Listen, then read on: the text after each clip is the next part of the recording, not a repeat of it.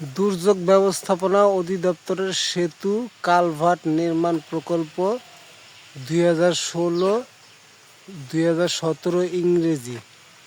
প্রকল্প নং 17 2016-17। আচ্ছা ঠিক আছে। প্রকল্পের নাম পশ্চিম রাস্তি জিআর হালদার বাড়ির সামনে খালের ওপর 20 মিটার দৈর্ঘ্যের সেতু নির্মাণ। প্রকল্পের অবস্থান রাস্তি ইউনিয়ন। প্রকল্পের ব্যয় ওই এক লেখাটা মনে হয় উঠে গেছে মনে হয় 16,75,546 টাকা। ঠিকাদারের নাম মেসার সানজিদা অ্যান্ড জসকোট।